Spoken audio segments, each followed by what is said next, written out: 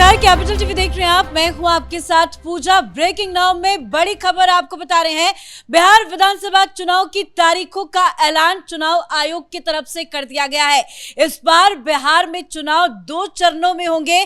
पहले चरण की वोटिंग 6 नवंबर को होगी, तो वहीं दूसरे चरण का मतदान 11 नवंबर को होगा और नतीजे 14 नवंबर को घोषित किए जाएंगे। तो चुनाव से जुड़ी तमाम बड़ी अपडेट आपको बताएंगे। मेरे साथ जुड़े हुए हैं कैपिटल टीवी के editor in chief doctor Manish Kumar. Sir, इस बार 2 चरणों में बिहार विधानसभा का चुनाव, क्या है चुनाव आयोग की तैयारी और ये जो रणनीति इस बार बनाई गई कि 2 फेज में वोटिंग होगी, कैसे ये पूरा सक्सेस होता नजर आ रहा है? देखिए, 2 फेज में किया जा रहा है और जिस तरीके से सीटों का बंटवारा किया गया है, इससे विपक्ष को एक अपने आप में बड़ा झटका लगने वाला है। क्योंकि पहली बार हमने देखा कि जब पहले कई सारे चरणों में बिहार के चुनाव होते थे, तो अगर मान लीजिए ये नक्शा है बिहार का, तो एक एक करके एक एक एरिया में वो डिस्ट्रीब्यूशन किया जाता था। लेकिन इस बार टोटल 38 जिलों के अंदर 18 जिलों को पहले फेज में और बाकी के जिलों को 20 जिलों को वो दूसरे फेज में, मतलब 6 तारीख को और 10 तारीख को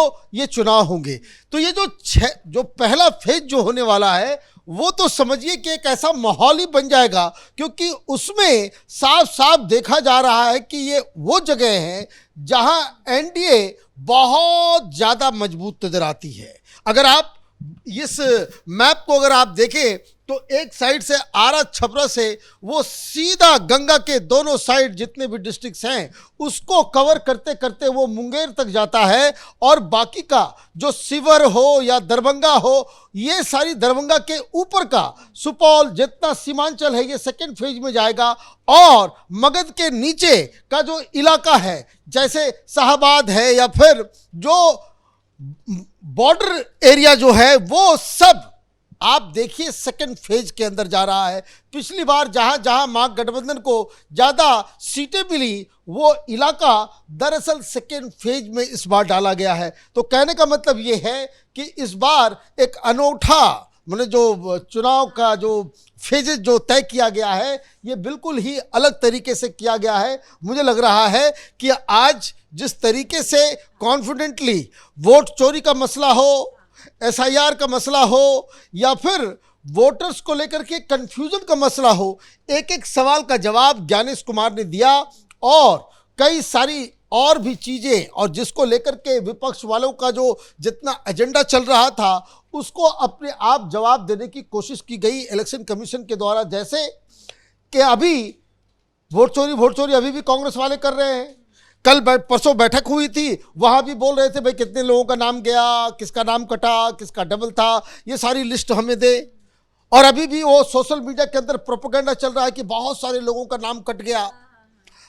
तो ज्ञानेश कुमार ने आज कह दिया कि ऐसा है कि जो फाइनल लिस्ट बन गया तो बन गया, अगर इसके बावजूद कुछ लोगों के नाम कट गए हैं, वो नाम को जुड़वाना चाहते हैं, तो नॉमिनेशन के 10 दिन पहले तक आप ये काम कर सकते हैं। नॉमिनेशन के बाद फिर किसी का नाम जुटेगा नहीं। तो ये सारी व्यवस्थाएं, प्लस ये भी बताया गया कि जितने भी जो पोलिंग बूथ होंगे उसकी वेबकास्टिंग की जाएगी, मतलब 24/7 हर बूथ के ऊपर वो कैमरा वो चलता रहेगा। सारी चीज़ें ये भी बताया गया कि महिला पुलिस बल का इस्तेमाल इस बार किया जाएगा। दियारा में घोड़सवारों का इस्तेमाल किया जाएगा ताकि जो है फ्री एंड फेयर चुनाव किया जा सके। तो मुझे लगता है कि अब तो बिगुल बजी गई है।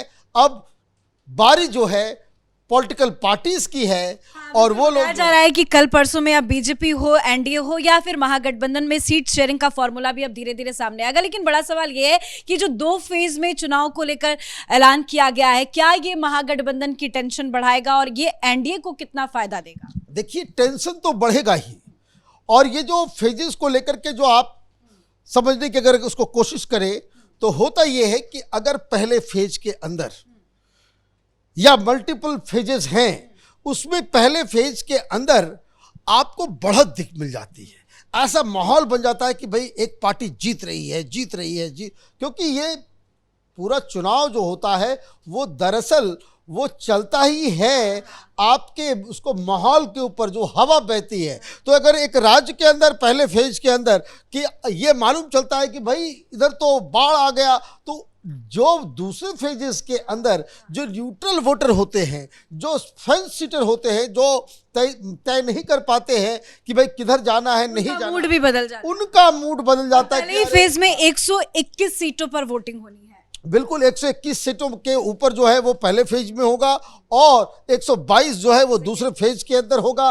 तो पहले फेज के अंदर आप देखिए ये पूरा का पूरा पटना आ रहा है, मुंगेर आ रहा है, इसमें जो है नीतीश कुमार का जो गढ़ है बिहार शरीफ, नालंदा, गया, ये सारी चीज़ें, और प्लस बीजेपी का जो बिल्कुल हार्डकोर इलाका है, चाहे वो दरभंगा हो, वो छपरा हो, वो आरा हो, बक्सर हो, ये सारे जगह, ये सारे इलाके वो पहले फेज के अंदर उसको डाला जो गया है, उससे मुझे लगता है कि एक माहौल पहले फेज के अंदर ही बन जाएगा। हालांकि ये कहना ज़रूरी है कि चुनाव में ज़्यादा कुछ दिख नहीं रहा। जिस हिसाब से 2 महीने पहले, 3 महीने पहले ये लग रहा था कि एक टफ चुनाव होने वाला है, लेकिन जिस तरीके से 1.25 करोड़ महिलाओं को आपने 10-10 हज़ार रुपये दे दिए और भी सारी योजनाओं के अंदर आप जो है आप पैसे जो है आपने पूरा खजाना खोल दिया, तो उससे क्या हुआ है? नीतीश कुमार ने मेट्रो की भी सौगात दे दी, इनॉग्रेशन। ये सारी चीज़ें जो है अब मुझे लगता है कि हर परिवार के पास, खास करके गरीब परिवार, उनके पास 20 से 30 हज़ार रुपये का फायदा इस पिछले 3-4 महीनों के अंदर अलग अलग योजनाओं के जरिए किया गया है, जिसका मुझे लगता है कि ये विडंबना कैसी है? देखिए आज वोटिंग का ऐलान हो गया, डेट सामने आ गए हैं, राहुल गांधी ने एसआईआर का मुद्दा उठाया, वोट चोरी के नारे लगाए, यात्रा भी कर लिए, लेकिन आज चुनाव की तारीख की घोषणा हुई है, राहुल गांधी कहाँ है, कोई खोज खबर नहीं है। देखिए आप लोग बहुत ही निर्दय किस्म के लोग हैं, वो बेचारे अच्छे आदमी हैं, वो he wants to enjoy his life. आप हर चीज़ में पूछ देते हैं कि भाई राहुल गांधी का, भाई उससे राजनीति नहीं होगी। ही वो एक रिलक्टेंट, जबरदस्ती का उनको जो है कांग्रेस का पूरा भार, पूरे देश का भार उनके कंधों पे। He wants to live his life, he wants to enjoy his life. उनको हॉलीडे में जाना है, उनको पार्टीज करनी है, उनको दोस्तों से मिलना जुलना है। अब क्यों आप जो है उनको बिहार में जो है वहाँ पे बिल्कुल हाइड्रोजन बम फोड़ने की बात कर रहे थे, कुछ तो फोड़ते, एटम बम तो फुस निकला। देखिए कभी वो कहते हैं भाई ज्वालामुखी होने वाला है, कभी कहते हैं भूकंप ला दूंगा, कभी पार्लियामेंट को गिराने की बात करते हैं, कभी कुछ। देखिए Rahul Gandhi is a non serious politician, इसलिए जब देश के बारे में, किसी राज्य के बारे में, लोगों के भविष्य के बारे में चर्चा हो तो राहुल गांधी के ऊपर उतना डिस्कशन करके समय नहीं जाया करना चाहिए। वो अभी कोलंबिया में है कि पेरू में है कि वो चिली में है कि वेनेजुएला में है कि वो कोलंबिया में है कि ब्राज़ील में, किसी को कुछ पता नहीं है। कांग्रेस पार्टी को भी कुछ पता नहीं है। अभी पिछले 10 दिन से वो किससे जाकर के मिल रहे हैं, कहाँ किससे मीटिंग की, इसके बारे में कोई किसी को जानकारी है? नहीं जानकारी है। तो ये मुझे लगता है कि यही सिर पीट रहे होंगे तेजस्वी यादव कि क्यों उन्होंने 15 दिन जो है वो गंवाए, वो यात्रा के चक्कर में। अगर वो उन्होंने उस समय कुछ और भी बातें की होती तो मुझे लगता है कि आज उनकी स्थिति जो है थोड़ी बहुत मजबूत होती। अभी तो ये पूरा का पूरा इलेक्शन वन साइडेड नजर आ रहा है और ये एक विपक्षी पार्टियों के लिए चिंता का विषय है। तो राहुल गांधी ने तो सब गड़बड़ कर दिया। अब क्या महागठबंधन में सीट शेयरिंग को लेकर फॉर्मूला तय हो पाएगा? क्योंकि अब तो वक्त भी नहीं। देखिए आज तारीख तय हुई और आज ही जो है वो सामने आ गए वीआईपी वाले मुकेश सहनी। ये तो बड़ा डाउटफुल कैरेक्टर दिख रहा है। उन्होंने कह दिया कि भाई मैं डिप्टी सीएम हूँगा। अभी कोई तय नहीं कर रहा, कोई मीटिंग नहीं हुई, ये खुद को डिक्लेयर कर रहे हैं कि मैं डिप्टी सीएम हूँ। महागठबंधन की सरकार बनेगी तो मैं डिप्टी सीएम बनूंगा। और कैमरे वाले को देख करके आरजेडी के लोग, कांग्रेस के लोग भाग रहे हैं। लोग पूछ रहे हैं कि भाई डिप्टी सीएम तो अनाउंस हो गया, सीएम कब घोषणा की जाएगी? सारे लोग भाग रहे हैं। वो कह रहे हैं भाई 60 सीटें दो।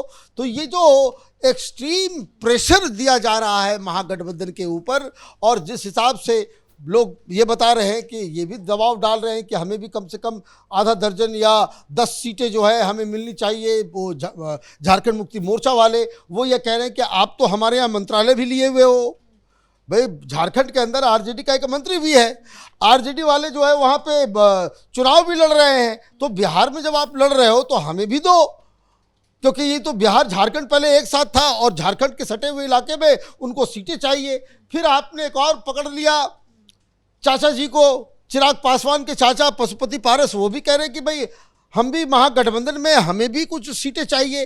तो ये जो सीटें देने की जो बात चल रही है, तो ये तो मुझे लग रहा है कि महागठबंधन पूरी तरीके से माने तैयारी के रूप में और एज ए गठबंधन जो वहाँ एक मुहिम एक साथ मिल करके एकजुट होकर के बीजेपी और नीतीश कुमार को जो चैलेंज करने की जो बात थी वो होता दिख नहीं रहा है। धन्यवाद सर अपडेट के लिए। तो आज से ठीक 1 महीने के बाद यानी कि 6 नवंबर को बिहार विधानसभा के पहले चरण की वोटिंग होगी और सेकेंड फेज का चुनाव 11 नवंबर को होगा और नतीजे 14 तारीख को सामने आएंगे। चुनाव आयोग की तरफ से ऑफिशियली डेट्स का अनाउंसमेंट कर दिया गया है, लेकिन तैयारियां और जीत के दावे भी अपने अपने अलग अलग है। महागठबंधन में फिलहाल तो सीट शेयरिंग का कोई भी फॉर्मूला सेट नहीं हो पाया है, अंदर हलचल है। वहीं एनडीए पूरी तरह से तैयार है और एनडीए की तरफ से बार बार यही कहा जा रहा था कि जैसे ही चुनाव की तारीखों की घोषणा कर दी जाएगी, एनडीए की तरफ से सीट शेयरिंग का जो फॉर्मूला तैयार होकर रखा हुआ है उसे ऑफिशियली अनाउंसमेंट कर दिया जाएगा। तो इस बड़ी खबर में मेरे साथ फिलहाल इतना ही। कैमरा पर्सन अशोक के साथ मैं पूजा, कैपिटल टीवी।